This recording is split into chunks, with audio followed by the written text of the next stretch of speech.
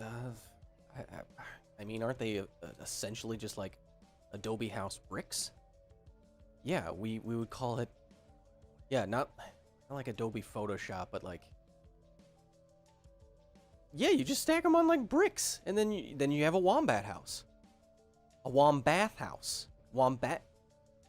We'll work on it. Okay, love you, bye. Hello, and welcome to Office Hours, a live component of the facility where good old Professor Kyle opens up his blast doors, as you just saw, and allows you, my facility staff, my professors, my research assistants, my interns who get me coffee, and all you members of general public to come inside the facility for just an hour or so. Ask me all the nerdy, sciencey, pop culture-y questions that you could possibly want, as long as you're taking advantage of office hours like a good student should. And we'll be going through a number of topics today that I found over the course of the week that made me go, hey, well. And I'll be sharing those with you. Of course, if you want to continue on this conversation after this stream, you can go to patreon.com/KyleHill and join the facility today. You get on the Discord, you get episodes early, you get members-only live streams. Not like that. And to enforce all of that, we have my security team in the chat. Please, no spamming, no all caps, none of that stuff, or else I'll feed you to the snake-to-pusses. Yeah, it's as dirty as it sounds. And you don't want that. And if you really, really want me to see your comment, you can also use Super Chat on YouTube, and I'll do my best to see all the people who are simping for science. If I do not get your comment, I'm sorry. It's all still going towards the cleanup of the snake-to-puss pen. For example, Elizabeth Calvert, like she always does at the beginning of streams, with the 50 from her and her tiny human Alex, who just had a birthday. Hello, Alex. My tiny human is now asking, is there a way to Yes, this is my real hair, and yes, I know. Is there a way, my tiny human's asking, how can you melt ice without direct heat? And it's freezing cold outside. Well, that'd be a problem, Alex, because we define temperature as the movement of molecules, atoms and molecules. They go, The more they go, the hotter something is. The more kinetic energy a particle has, the more temperature it has, or in aggregate, the hotter the thing is. So to melt ice, you'd want to make the particles of that ice move faster, and heating it up is literally giving it more kinetic energy. So if you're not, or the particles themselves kinetic energy. So if there's no heat energy being transferred to the ice, there's no way for these atoms and molecules to get more energy and then melt. However, you can change the melting point of something like ice even when it's really cold outside. If you've ever gone outside, if you live where it snows, when they put that salt all over the sidewalks and the roads, that has a chemical in it, a compound in it, that lowers the melting point of snow, so it stays liquid in colder temperatures and doesn't build up as snow. I hope that answers your question. We have a lot of super chats coming in. Of course, Mr. Diglett with the 20, always coming in with the 20. I appreciate that. Jimmy Wolf with the 10 says, Kyle, do you have any opinions on vaping as a tool for harm reduction and for adults to quit using cigarettes? Well, that's an interesting question. I have a colleague of mine who's looked a lot into the science of vaping for some programming that she's done, and I'm pretty sure, well, there's two problems. There are significant health risks. We know that. Not like cigarettes, but they're there. And it might encourage young kids to start smoking. Both of those things are kind of unacceptable.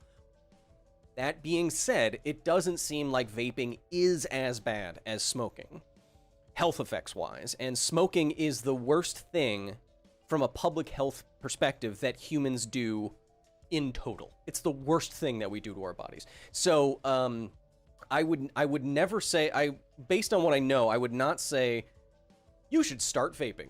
But if you were already smoking and you were trying to quit cigarettes, I guess vaping would be a fine stopgap solution on the way to finally quitting. But just starting to vape doesn't seem like it's backed up as a good idea, or fun, or cool, or tastes like watermelon. Plus, sometimes they explode in your pants. And we caught that on security camera once, and it literally exploded in his pants, and he had burn marks on his business. Cody Newbie, and just let's pause super chats for a second so we can get to cube poop. Y'all want to know about cuboid poo-poo? I do. Ooh. Cody with the 20 says, first time catching the show live. I'm usually at work at the pharmacy Tuesday nights. Thank you for making science accessible to the public. Well, thank you for making medicine accessible to the public. Happy to have you here Of course, I'm doing my very best to stay shiny and positive in these trying times. Fractured Raptor with the 20 says, it's long overdue, Kyle. Hid many a coin in the nest to keep it safe. Love your work and your presentation. Never stop, please. You hid coins in my nest? Are we talking about the same thing? Anyway, thank you so much.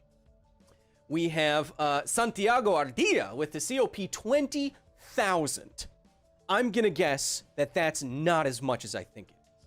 If humans have a somewhat reasonable understanding of how rain works and how it's created, then why haven't we reached the point at which we can create sustainable artificial rains? Well, we know what rain is and we know how it forms, but inducing the formation of rain is a different question altogether. And there's something called cloud seeding, which is dropping particles in clouds to give them what are called nucleation sites for moisture to form around. Like dust and ice particles is how it normally happens, but we do that artificially to encourage it to rain. But those are two different things, and the engineering problem is hard, and you start to get difficult questions of like ethics and economy. Should you make it rain in one place more than the other? Because you are literally taking moisture from somewhere. It could rain, over someone else's farm instead of where you're seeding it. So then it gets a lot more complicated than you think it is. Thomas Hadrick with the 20 says, if capsaicin is basically just chemical pain, are spice heads like myself just masochists? Can you scientifically justify our love of the sauces of hotness? I hate spicy foods. I hate spice. Capsaicin, I don't get it. I mean, I get it. I mean, I don't think you're a masochist. I think if you're a masochist in the same way that like a long-term sprinter or a marathon runner would be a masochist, right? There is some pain alleviating response from the body that makes you feel kind of good afterwards. So I believe the capsaicin is having that kind of relationship with you, and you're not just enjoying pain, you're enjoying the derivatives of pain. And enjoying the derivatives of pain is the name of my System of a Down cover band and first topic. Pretty good transition, right? Wombies. They are adorable little marsupials that carry little baby wombies around in their pouch. But what's really interesting about the wombi, to me, is that, well, to everyone, is that one of my favorite scientific facts ever is that the wombat is the only known animal in the animal kingdom that has a shape of poop, a regular solid. That's my geometry laxative. That's my geometry-based laxative treatment. Trademarked. Try regular solids. You want to stay regular and geometric? Try regular solids. But they have a cubed poop. Now, I literally mean cube poop. And I'll show you that in a second. But they're the only known animals to have a shape that's like a regular solid. And that's really weird, and it's my favorite fact, and it's so odd because we didn't know before how this was possible. I'm sure you're familiar with pooping, and you're probably you have a feeling that creating a small, consistent shape is difficult, or would be difficult for your colon to do. It's a long, squishy tube. How do you get a cube from a long squish tube? Well, I'm so glad you asked. Because in the journal Soft Matter, I don't think it's all about poop, but it's a poop journal. Intestines of non-uniform stiffness mold the corners of wombat feces. I'll get to you a second, Joshua. So this is the paper, and so I want to show you first what this feces really looks like. Without showing, I don't want to be, this is a highbrow show. Highbrow eyebrow show. And here is a three-dimensional model from this paper.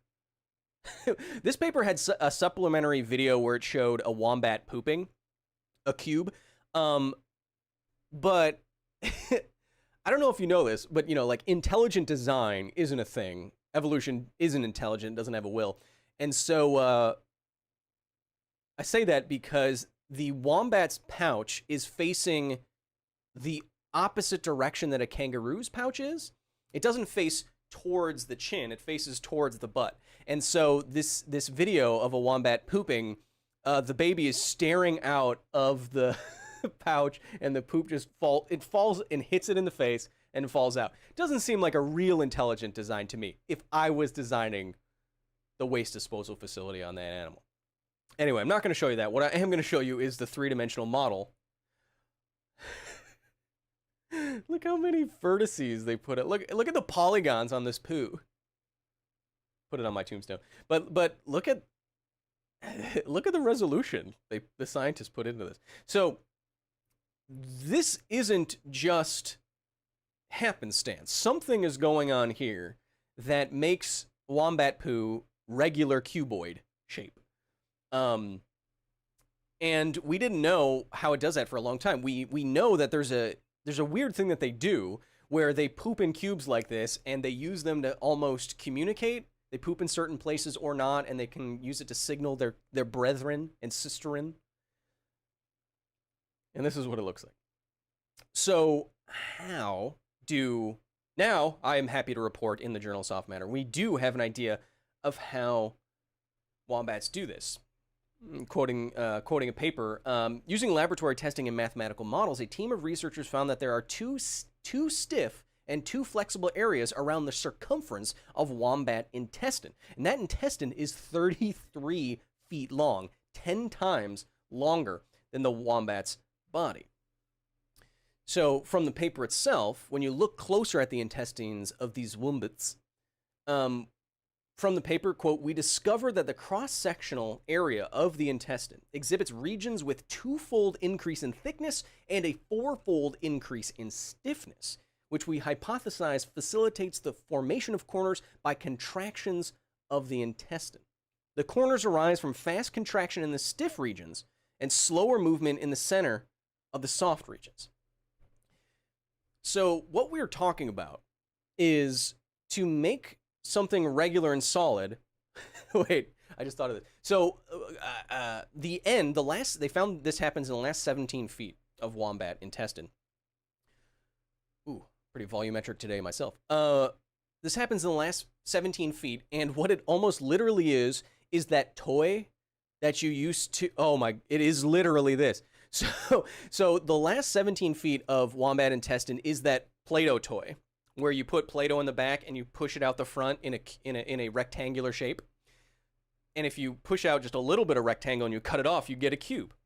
This is almost literally what the intestines of the wombat are, because the papers are saying from dissections, mathematical models, MRI scans, that at the end of the wombat intestine, everything gets a lot harder and a lot stiffer, which means it's becoming more kind of like not a fleshy tube. There's a lot of bad words that I'm saying. It's no longer like a squishy tube. It's starting to form more of a shape-ish thing. And better yet, they made a mathematical model of this differential contraction, stiffness, tension, compression. Let me get this off the screen. So here on the left, you are seeing how the last few feet of the intestine change over the length of the intestine. As you can see, you have stiffer regions in red and softer regions around the circumference. Imagine if you're looking at it in cross-section.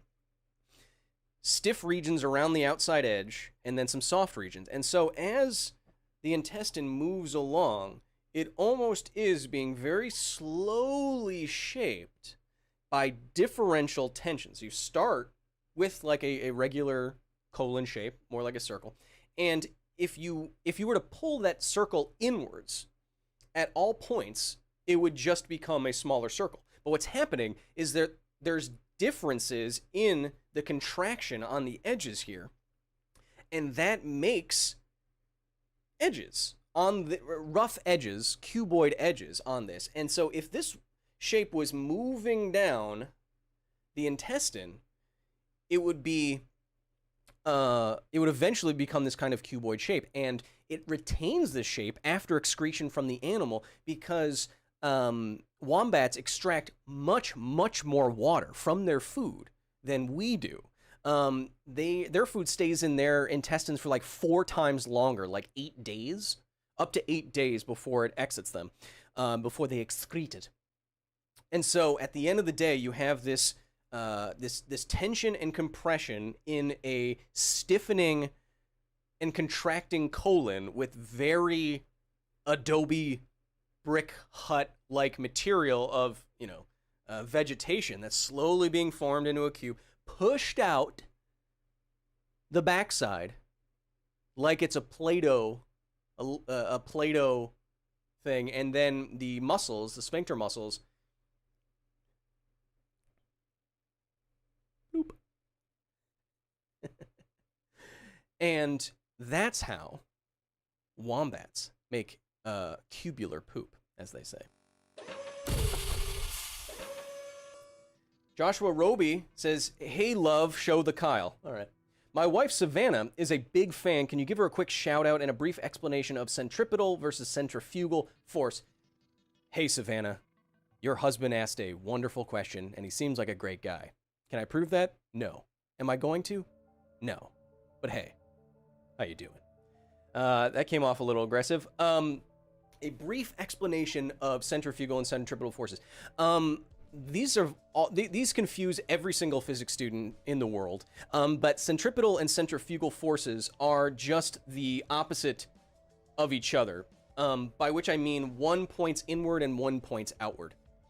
And so when you're moving around in a circle about a point, say you have a rock tied on the end of a string, the acceleration of that object has to point inward because that's where it's being pulled from. That's where the string is pulling it. So the force is that way, which means the acceleration is going that way. And the velocity at every point traveling around the circle has to be going straight ahead, tangential to the circle.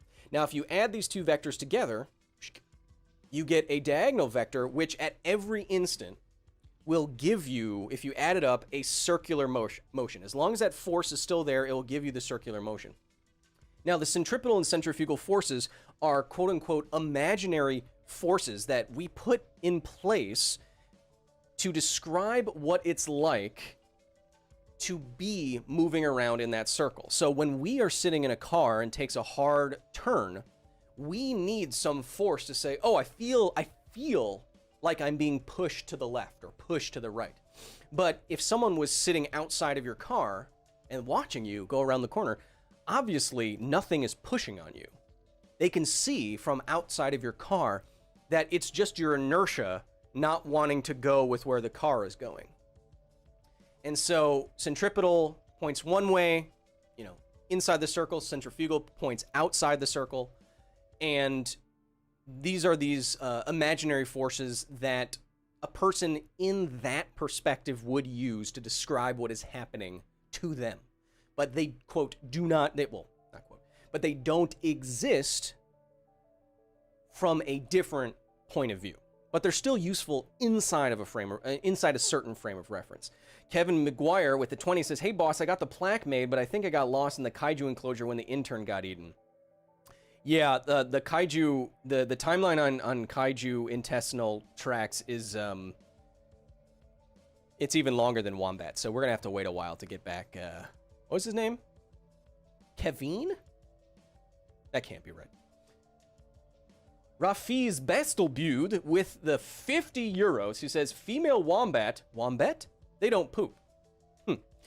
Someone spent a lot of time on Reddit. Ak Dragoon with the 5 says, "Hey Kyle, chat again.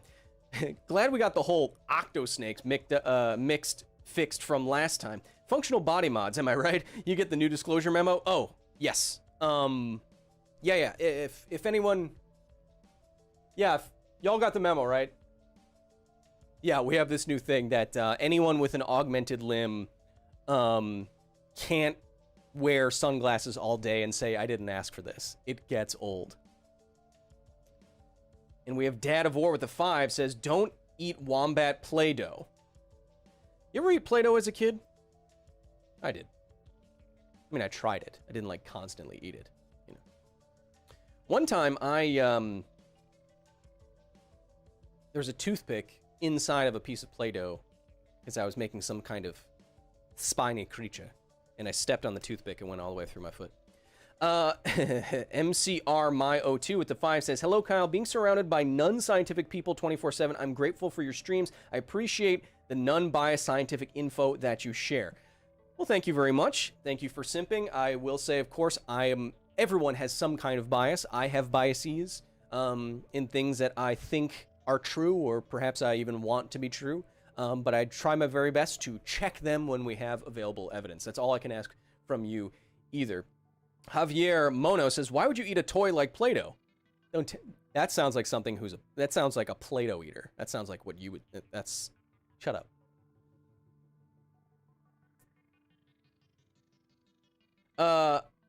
I12CBD8 now says, you ever put Elmer's glue on your hand and then peel it off as a kid? All the time. Very satisfying to me. Don't know why. Sam Barnes says, is this live now or is it playback? I can't tell. If hot, hi, I love your videos. I just answered your own question by saying that. And before our next topic, we have Mark Webster with the $9.99, and that's it. You know why? Because Mark Webster is one classy son of a wombat.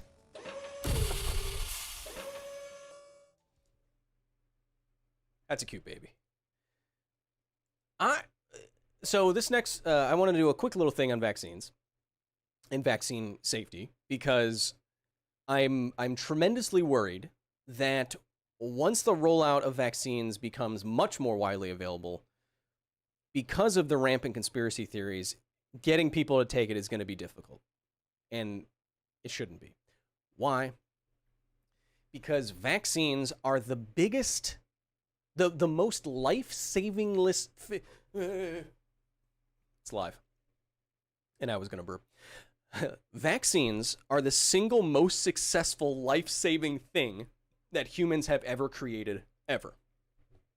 And when you show vaccine news, I like to defer. Well, I like to choose pictures like this that aren't like a child screaming with a needle. That does unnecessary harm to the messaging, doesn't it?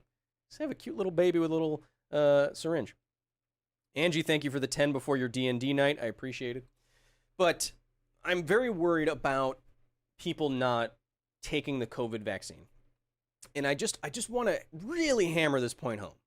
And if you want to clip this out or something like that once we get into it. But we've saved so many human lives. If you care about human beings existing free of suffering, if you can prevent it, then vaccines are absolutely one of the best ways to go about caring for people. And well, let's get into it. So there was a new study released recently that was looking at a number, well, it was trying to estimate over the last, keep stopping myself. So this study looked at the years from 2000 to 2030, so it's extrapolating a bit. And what it was doing was looking at 10 different pathogens for which we have vaccines.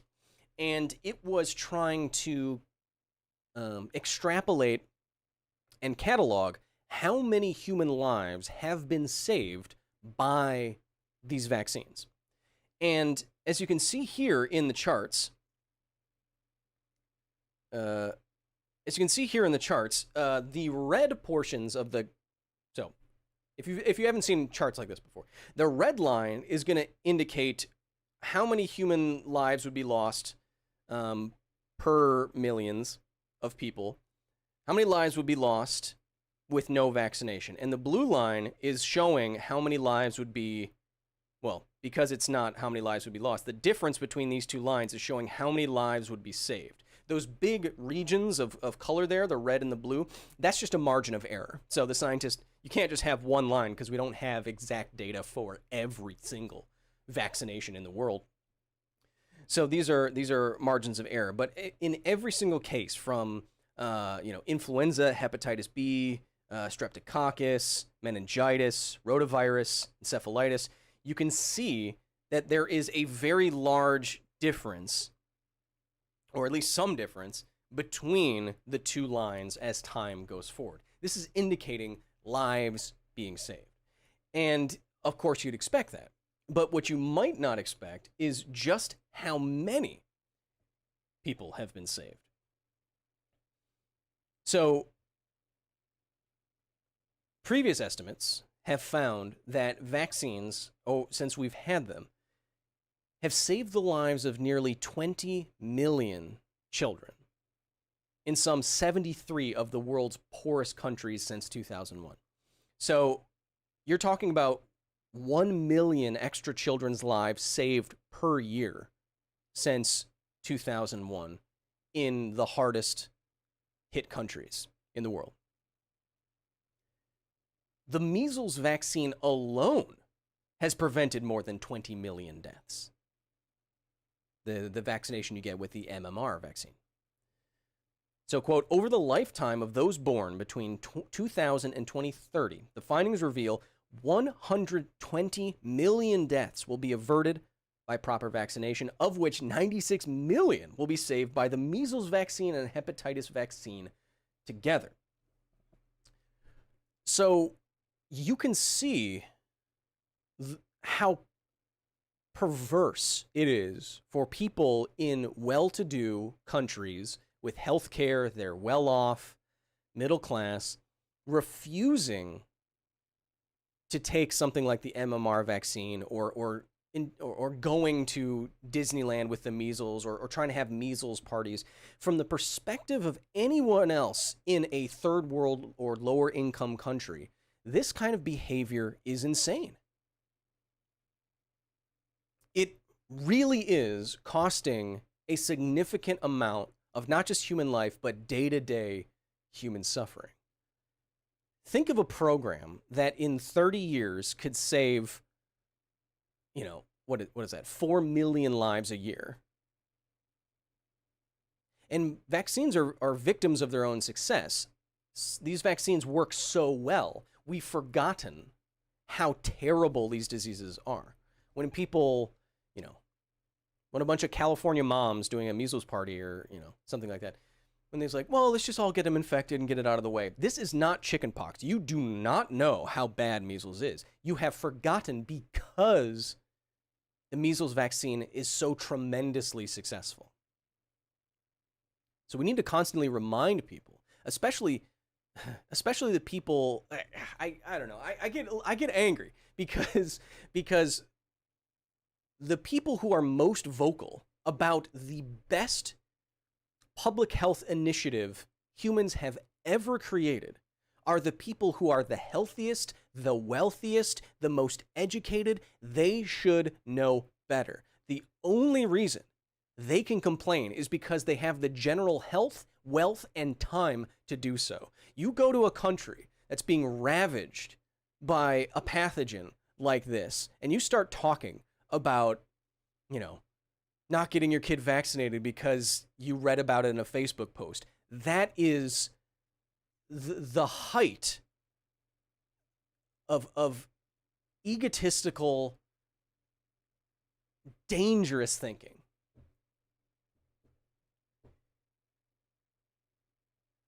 And I get worked up about it. You know why?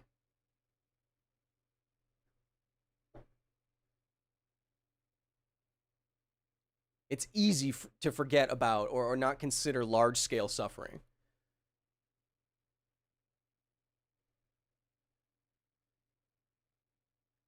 But every time you treat vaccination plans, data like a Karen would,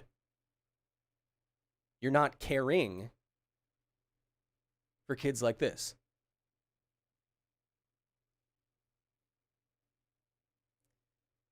Yes, I did totally nail that transition. It's fine.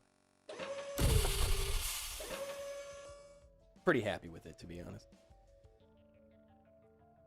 Hom Tank says, natural selection is a beautiful thing. No, we do not, like, just like, I don't like this social well, obviously social Darwinism is kind of a disgusting idea when you take it out to its limits, but letting natural selection run its course is really cruel. If you have the opportunity to prevent human suffering, even if it's because of ignorance, do you think you should prevent it? I know it's like a funny thing to say, but you're being very callous. Hom Tanks. I knew you were the alternate evil version of Hollywood Grandpa Tom Hanks. How dare you? How dare you sully his name? Spasmodius3 with the 5 says, hey Kyle, love the Oshwe. Huge fan. I have a very imperative question. Very life or death type question. Is water still wet in space? What? Why wouldn't it be? Are we talking about the void of space? Have you seen Chris Hadfield make a bubble of water in space? I have. Seems like it's still wet. It definitely behaves differently because lack of gravity, the surface tension can, you know, make it form into a sphere when it otherwise wouldn't. But is it still wet? Yes. How do you change wet? I don't know. Freeze it? We have Nolan with the 5 says, have you heard about NRT? My parents are doing it and I don't know how to get through to them that it's fake pseudoscience. NRT. I don't know what NRT is off the top of my head. Let me call somebody. This is the kind of streaming content that you know. Nicotine replacement therapy. Giving you small amount of controlled. I don't know. There'd be a whole bunch of. I'm not familiar with the topic, so I cannot give advice on it. I apologize. That's just what science do sometimes. Gray with the 10. Does the set that contains all sets contain itself? Who do you think I am? Vsauce talking about infinity? No. Okay? You didn't even hear the music drop just now. I didn't even. Come on. Look how much hair I have. I can't be him. DW Jones with the 11 says, new avatar. I'm convinced several vaccine I've convinced several vaccine skeptical coworkers that vaccines are their best chance against diseases, including COVID when available. Hashtag Sim for Science. If you are actually able to change their mind, good job. That is changing one's mind is one of the hardest things to do, but 'tis noble. 'Tis nobler to change the mind than suffer the slings and arrows of ignorance. Shakespeare didn't say that, but what's the difference between me and him? Aside from, like, a hairline and floofy pants. Raul! Quiros. I've always wanted to say Raul like that. Hey, Kyle, love the show. Longtime fan, first time simp, keep it up. Oh, Raul, I will. Some people can do it. Some people can't. J.R. Tyner with the 10 says, have you ever worked with a Canada goose? Yes, Canada geese are to never be trusted. I worked with a Canada goose once in my life. Never again. Not after the incident. I'm going to be honest, J.R. I have no idea what you're talking about. But if you're talking about a Canada goose, the bird, don't mess with geese. They're angry and way stronger than you think. Lucas White with the 5 says, I have a question. If there was no matter in the universe, what temperature would it be? Also, you're my favorite YouTuber and keep doing what you're doing. Hey, that's very kind of you, Lucas. Thank you. You have many choices in YouTubers, so we are happy that you're flying with us today. What temperature would the universe be if there was no matter in it? Well, like I said at the top, we define temperature as the movement of particles, atoms, molecules, that kind of thing. So without any atoms or molecules, I suppose the temperature would be 0 because literally nothing would be moving in the universe, right? Nate Dill with the 20 says, just wondering if you might have heard anything about weird phenomenons that the Voyager space probe has encountered outside the solar system. I'm having trouble researching it due to near blindness. I found it on a shady source. I haven't heard anything about Voyager finding weird stuff. I'm sure Voyager, beyond the heliopause, might find weird stuff out in interstellar space, but that's to be expected. It's a place that we've never been before. But you know, spooky, supernatural, UFO-y kind of stuff, I haven't heard anything about that. And there's no good evidence for it. Nolan Mosley with the 5 says, it's called nutrition response testing. Oh. I don't know what that is either. Look how helpful I am. Money well spent. We have J.R. Tyner again with the 5 says, stop, I cannot say a word more. Let us assume it was tragic and not speak of it again. Thanks, Kyle. Love the show. What are you talking about, J.R.? Dude, or Dudette, I don't... DPM says, this Thor man is very sympathetic. Well, it depends on who we're talking about. As regular viewers of this show and of the facility know, I take a lot of shots that I don't need to take. But that's what separates me. Period.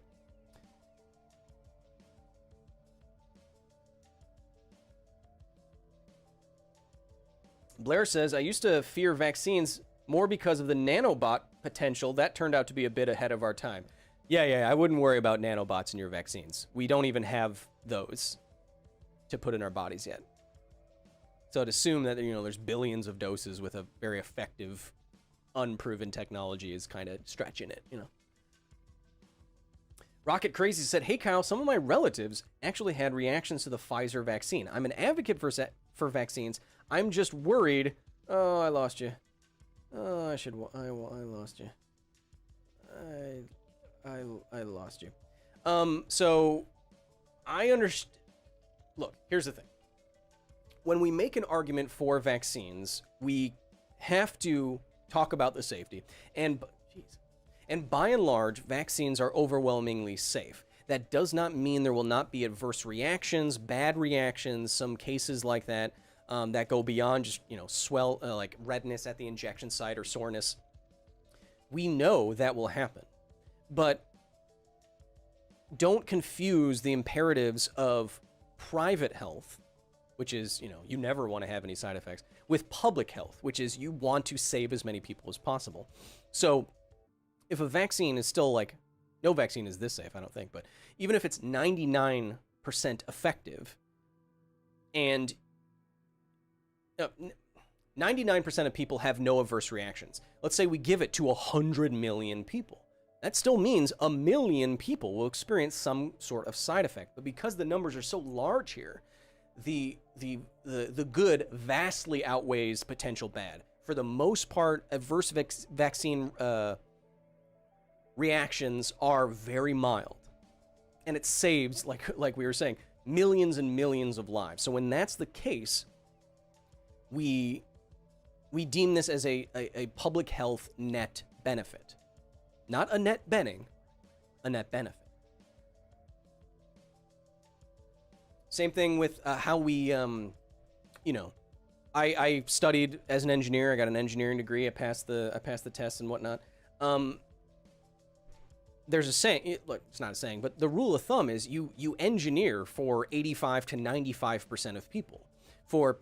So, you know, when you're driving on the highway, we have to decide, for example, how big to make the letters on the signs that tell people where to exit, or what to make the speed limit. For most people, those things are fine. But, for example, if we lowered the speed limit across the world, we would save hundreds of thousands of lives. But we don't, because we're making a cost-benefit analysis of, well, billions of people will be annoyed and productivity will go down and global GDP will go down if everyone slows down.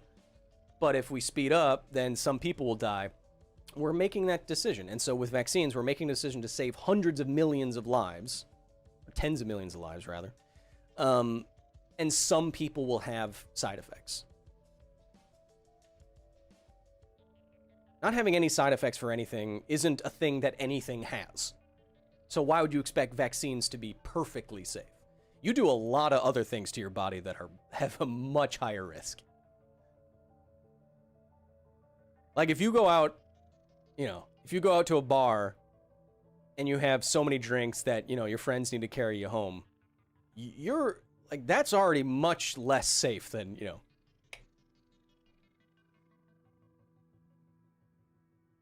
Tyler Brown says, hey, Kyle, love the show. What do you recommend to people you live with that refuse to wear a mask and social distance? I've tried to talk to them, but they just shut down the conversation. You live with them and they refuse to wear a mask? I mean, don't start a fist fight or anything, but I'd isolate yourself as much as possible. You can't be responsible for the actions of others, but you can be responsible for your own actions. I would try your best to be safe. But, yeah, it's a hard one. If they're not willing to listen to you and your pleas and your worries and your fears, do you really want to live with these people? I'm not saying move out. I'm just saying, you know, what do they expect you to do? We have Caitlin Kibble with the 10. It says, Kyle, love the show. You broke me on that one. Kyle show, love science for simp. Hey? Ugh. That might be my most hated one. Thinking about all things altered carbon and cyberpunk, thinking about things like cyberpunk, talking about digital consciousnesses. Sci-philosophy question, is the digital you still you related? All praise the mighty basilisk. I agree.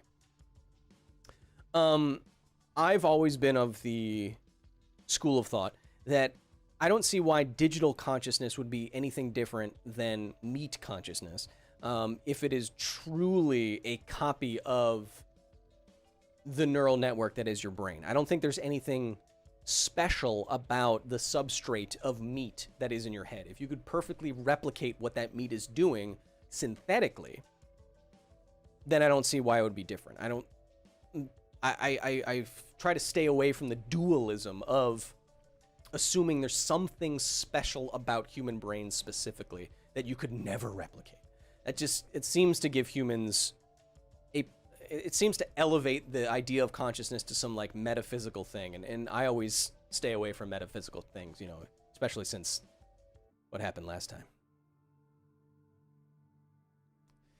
Anyway, Maya with the 5 says, hey Kyle, love the show. Thank you. If ghosts exist and they're hard to detect, one may fallaciously argue that dark matter is ghosts. Dark matter is ghosts, Kyle. Prove it. This is I'm not saying you're doing this, Maya, because I know you're having a little bit of fun with me, but this is a thing that conspiracy theorists and ghost people and energy crystal people often do, where they try to explain something with something that is also unexplained and think that that does the thing. But given that we don't have any idea, well, you know, we have some ideas, but given that we don't fully know what dark matter even is, using something that we don't understand to explain something that we don't understand is just kicking the can further down the road. It's not solving any problems. It sounds cooler. You know, what if people are time traveling with wormholes and we don't know about it? Well, we've never even seen a wormhole before. They're only mathematical at this point. You know, so like it's not helping the argument. What if Bigfoot was super intelligent? Whoa. Why don't we start with the Bigfoot part? Roxy, and you may be noticing that I'm not really getting on to a next topic. That's because, I don't really care. I like talking to you. Roxy Larotul with the 20 euros says, why some people seem to be immune to fantasy, stuck in reality in some sort. I don't know. Immune to fantasy. I don't know. Some people just don't like fantasy stuff. They don't like made-up stories. They like real ones. I don't know. To each their own. As long as their own doesn't interfere with my each. Because then we got problems. MW Rambler. My favorite edition of German Tank. With the 20, it says, hey Kyle, the United Federation of Planets has denied your... Oh, crap. The United... Okay. The United Federation of Planets has denied your application because your FTL is used for personal gain and world is not benefiting from it. Section 31 has requested you apply to the... Once...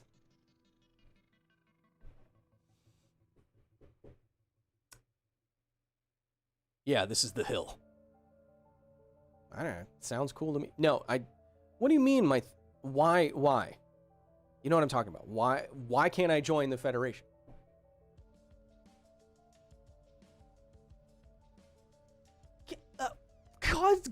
Causality breaks all the time for my benefit to give me a bunch of coins in a Scrooge McDuck style. I don't know what you're talking about.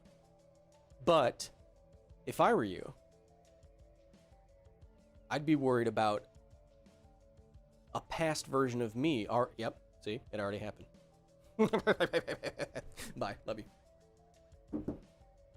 What was I doing? Where was I for the last 2 minutes?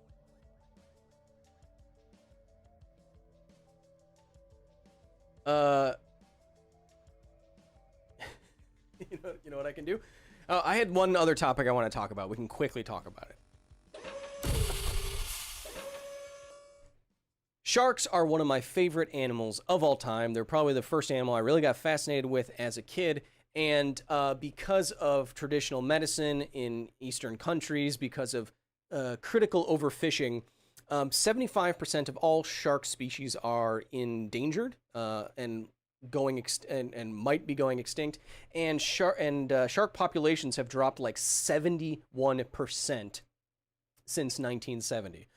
They are an apex predator that is critical to the ecosystem of our planet's oceans. These are looking at oceanic sharks. And if we lose sharks, we're going to lose a lot of the ecological stability in these areas. Overfishing these systems has put even more and more pressure on these animals and the other animals that do in fact rely on them to keep the ecosystem's populations in check when we're talking about these trophic pyramids. So stop killing all the sharks. What do you have to say?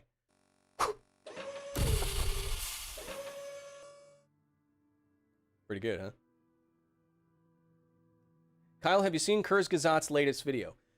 So Kurzgesagt made their latest video about nuclear power and the safety of nuclear power, which is an episode that I filmed not a week ago, and now I'm totally scooped by a giant channel, and when I put it out, people are going to be like, hey, didn't Kurzgesagt just make a video about it?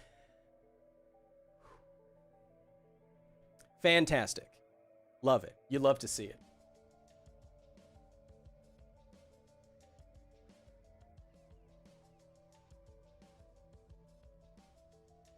My evil inner child says, I've heard some people don't have an inner voice or inner eye, like when they read a book or hear the words and try to visualize something, it's just nothing. Is this true, and if so, can it be explained? Jeez. Got a lot of CCs of volume here. Sea salt spray, my dudes. My evil inner child, what you are describing is called aphantasia. I actually know 2 of my friends have aphantasia, and it's a lack of inner eye, such that if I asked you to close your eyes and imagine what you look like right now, statistically, most of you can picture what that is. But one of my friends, when I ask her, when she's reading Harry Potter or whatever, I'm like, can you see the characters? Are you visualizing things? She says, no, it's just gray. You just see the words and it's gray in her head.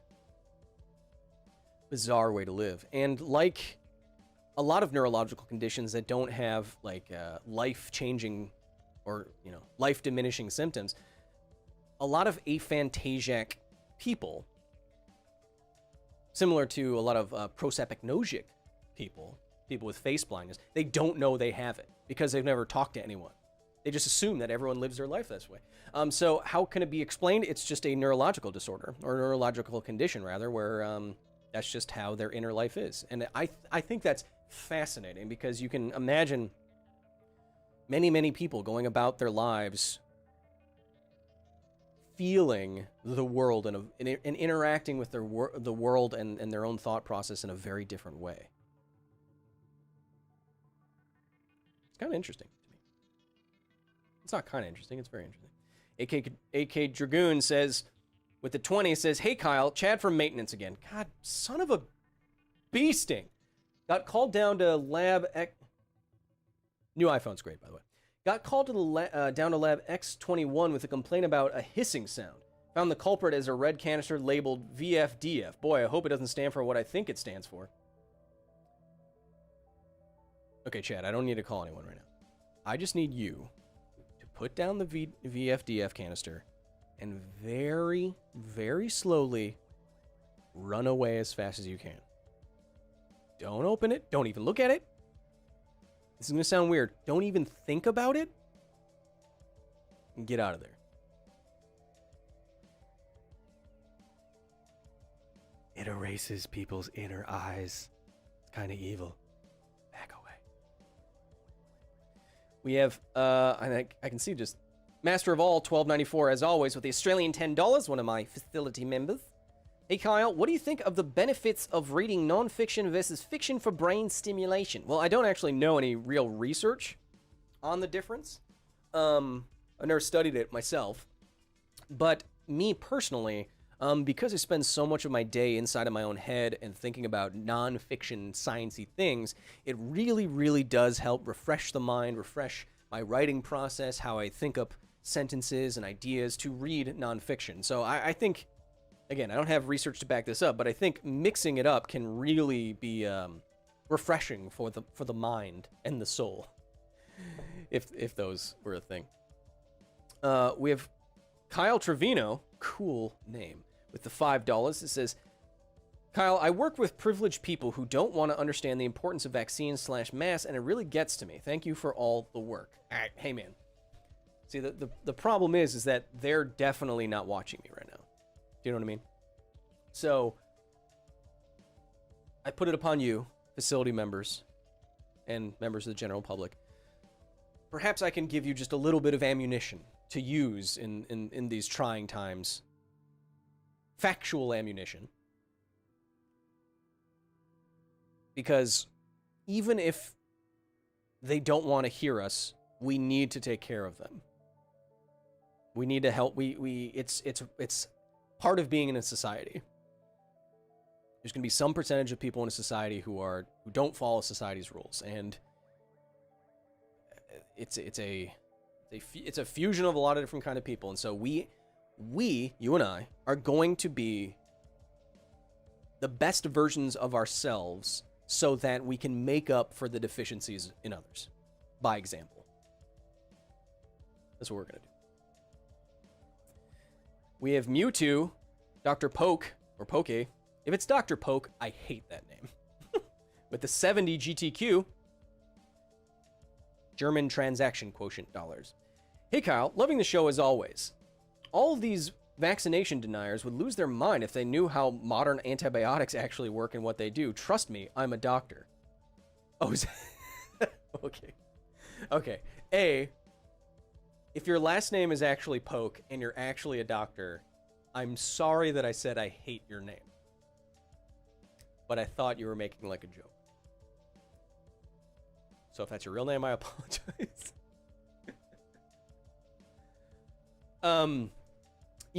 Antibiotics, or biotics, if you want to say it in a correct way. Antibiotics, I've heard it described by one of my favorite science writers, Carl Zimmer.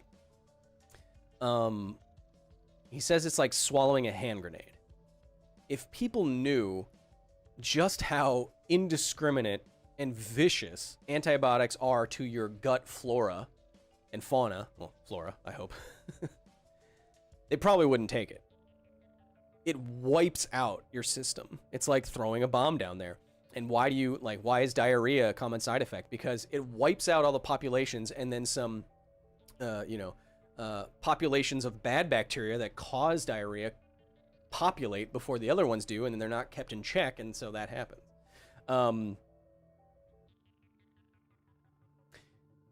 And just in terms of a concept, an antibiotic is a lot more brutal a way of dealing with something. It's like, I'm going to give you so many, I'm going to try to wipe out every single bacteria in your system. Versus, I'm going to try to train your immune system with the corpse of a virus, and then hopefully your immune system can do the work for you. Not as brutal. Joey Anglin, with the $10, says, some research suggests that, quote, good fiction teaches and enhances empathy. I could see that. Putting yourself in other people's shoes and stories makes total sense to me. Tyler Pulasic with the $9.99 says, hey Kyle, can you go back in time and ask the people during the Great Depression how they got through it with their head held high? Thanks, one breath at a time, baby.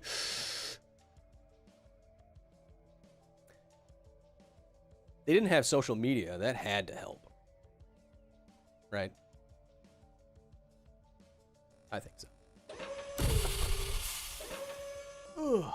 Just a couple more minutes for your questions. I know we didn't get to a whole lot of topics today, but I wanted to, I feel like talking to you. Sometimes I feel like talking to you. And the Mass Effect Legendary Edition was just announced, and my new high-end gaming PC is going to be coming to the facility soon, so maybe we'll start streaming, and this is more of a casual science, you know, casual science daddy time. I immediately regret saying that. Morgan Ousley with the 20 says, simping for the hey show love Kyle science. Ugh. Stay classy, boss man. Oh yeah. Oh yeah, boss man.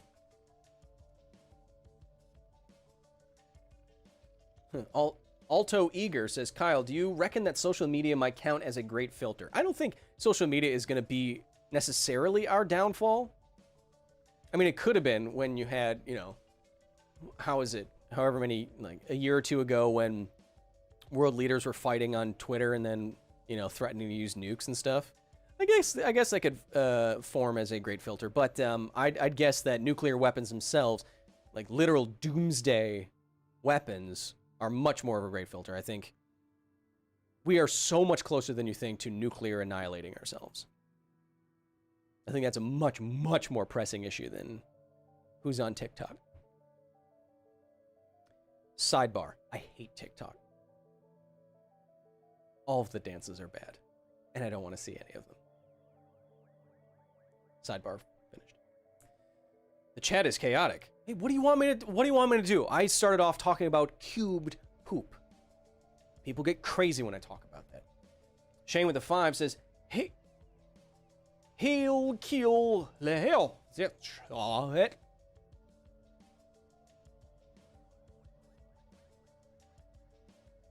I was afraid I had a stroke. Just a couple more questions if you have anything else for me.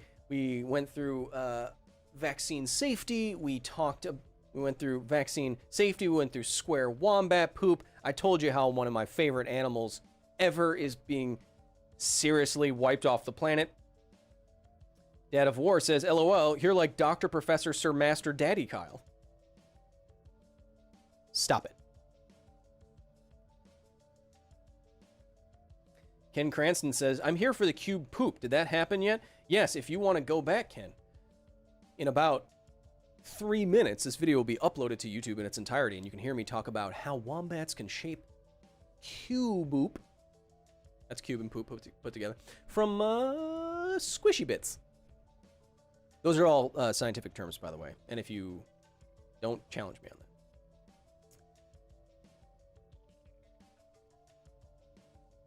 Matthew Bradley says, never actually caught alive before, sending love from England. You've inspired me to take my love of physics so much further than I ever thought I could. Thank you, Kyle.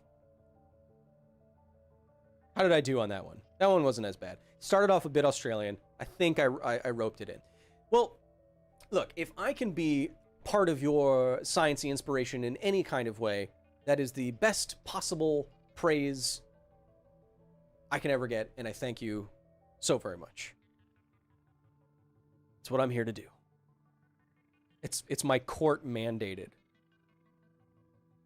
goal in life. Yeah, I did something really bad, and so I got sentenced to 70 years of community service in the form of science communication. And I'm on year 69 right now. Weird, right? It's the argan oil. Keeps you smooth. Man, I'm saying a lot of bad things today.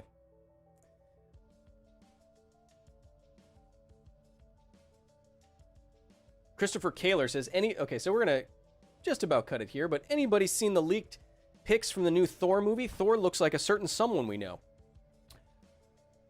Yeah, a lot of you tagged me in those new Thor pics. He's got still a good 60 pounds of muscle on me, if you can't tell. But this January, I did on January 1st, I did hire a personal trainer, so we see what happens. Chris J. Jr. says, big fan of your content. I've learned a lot from you, Kyle. Thanks again, sir. No, thank you, Chris J. Jr. And you know how I'm going to thank you? By telling you that if you want to continue on this conversation, you want to join me on Discord, if you want to see behind-the-scenes photos, if you want to see private live streams of me with you, not like that, you can go to patreon.com/Kyle Hill, as my security team is putting in the chat. You can watch this video if you're just joining us back on YouTube after the stream is done. This week, coming up on the facility, I forget what it's about because I'm waiting on a couple things. But I believe it's about the dangers or potential danger of super intelligent AI. So if you look forward to that, then look forward to it. I hope you have a fantastic rest of your week and weekend. If I don't talk to you before that on Discord, if you enjoy football, have a great Super Bowl Sunday. I will not be watching because the Packers did not get to the Super Bowl, and I hate Tom Brady and his face. Have a wonderful rest of your day, and be nice to each other, except for Tom Brady, because it's a bit vindictive, I know.